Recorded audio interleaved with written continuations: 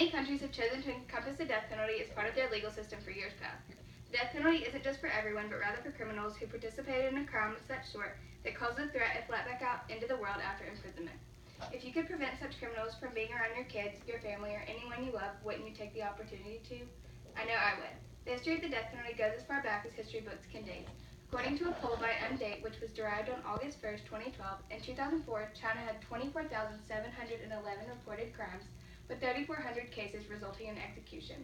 With the continued support of the death penalty, China's crime report has dropped to 13,410 crimes in 2010. Even if you don't have children, it can benefit you and your family to protect everyone from these criminals and support the continuation of the death penalty as a form of punishment. I may not be a parent, but I know that I would take every opportunity to protect my family and myself from these criminals. After researching this topic, I feel very confident in my decision to stand by the continuation of the death penalty. In today's society, there are many people who say that the death penalty is an unfit punishment and causes a lack of humanity within the legal system. But during this speech, I hope to convince you otherwise. First, I'd like to inform you about the history of the death penalty. Then I would like to tell you the current events which are plaguing society today involving criminals.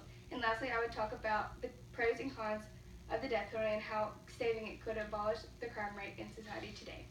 According to an article by the Death Penalty Information Center, the first death penalty laws date back to 18th century BC, when King Hammurabi of Babylon enacted the death penalty for 25 crimes.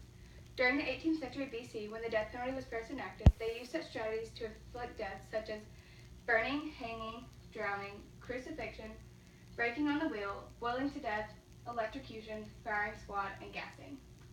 Many crimes were set to social status, and those who had more money or wealthier and set higher in society got things such as electrocution and lesser crimes, while people set lower in society got things such as being boiled to death or crucified. When the 18th century came into full swing and the French Revolution came, the guillotine became very popular because they provided a more pain-free way of being executed. People started to question whether the death penalty was humane, and many people said that it conflicted with the rights of humans and allowed people to intervene as a godlike figure which should never be set in society. According to an article by the New York Times, Grand Duke Leopold II of Hattiesburg made the move to begin the process to abolish the death penalty on November 30th, 1786. Although they didn't stick in every country, Tuscany abolished every form of execution that they had at the time.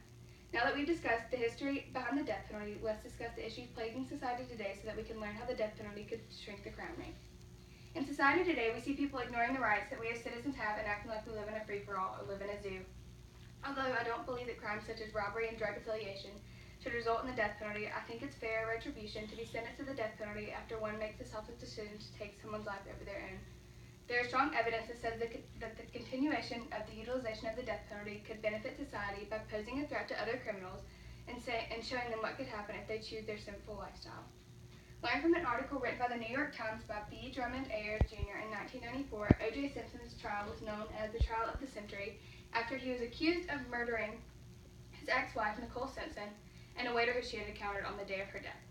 On the day of her death, Nicole had gone to lunch with friends and left her sunglasses at the restaurant. After Goldman saw the sunglasses, he decided to do the right thing and take them back to her. After many fights with O.J., Nicole had said that she was scared of him at most times and that he had become very aggressive. On the night of her murder, O.J. Simpson took the context of the meeting with the waiter out of hand and came home with their kids in the house to murder Nicole and slice her neck to the point of almost decapitation. He then proceeded to go and murder Ronald Goldman, and when the police came to the scene, there was blood everywhere and one glove missing from a set. When they found O.J., he had a gash in his hand which was said to be from the backlash of the knife, blood that wasn't his, and the matching glove. Although the court ruled that it was a 99.57% chance that the blood mixed in with Nicole's was his, they found him not guilty and he walked. With O.J. Simpson's case being a very popular one, we forget about the small ones that go under the table, such as the case of Isaac Turnbaugh, who in 2002 murdered Declan Lyons outside of his pizza store for absolutely no reason. And after confessing to the crime, the jury said that there was still not enough evidence to convict him. Probably the most gut-wrenching case is from 2001, when Perrietta was sentenced to life without parole for murdering 3 people at the mere age of 25. Once he got into prison, he decided that he wanted to add a name to that list and murdered an inmate. Although he was sentenced to electrocution after the murder of the inmate, it still resulted with an inmate being killed that could have been saved had he been sentenced to electrocution after the first 3 murders.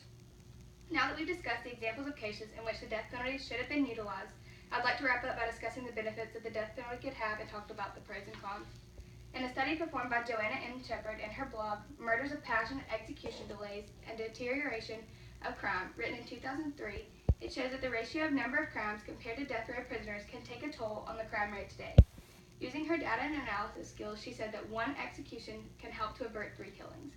Although there may be opposers of the death penalty, I think it's fair to say that the pros strongly outweigh the cons. According to an article by the New York Times produced on August 23, 2013, and written by Mark Santora, the city pays upward of $167,730 to house, nourish, and guard a prisoner each year. This cost is equal to raising a child for 5 to 10 years and living in a nice house. It also keeps our taxes on the rise. Death penalty reduces the amount of money that the state pays out to prisons by cutting out the middleman, literally. The pros and cons are a simple way to create a ratio of good to bad, so I'd like to take some time to discuss both sides. Since we've discussed the pros throughout the speech, some of the cons should be weighed. One con is that death is a strongly severe punishment due to its pain and its severity and said to be a non-human punishment, and said that executioners can play a role that should never be put in society. Another argument is that the justice system favors the death penalty upon those who aren't wealthy, and if a criminal is poor and innocent, you're still at fault to the rich and guilty. One last thing is that the death penalty is almost as expensive as housing a prisoner. It's not as expensive, but near close. Although the cons are something I like to think about, and I say that the strongest point to be made in this argument is that the death penalty could potentially protect our streets and reduce the crime rate. The death penalty provides a safe environment for the other inmates who didn't commit a crime of such severe nature and reduces prison fatalities by reducing the potential risk. Along with prisoner safety, invoking the death penalty removes murderers from the streets where kids play, where everyone lives their lives, where we go to school, and where we shop. Continuation of the death penalty not only protects us from criminals, but also ensures that other criminals have an example of what their life condition could be like if they continue on their path. Today I have explained the history of the death penalty, cases in which the death penalty being invoked could have prevented undue harm, and the pros of using it as a form of punishment in our legal system.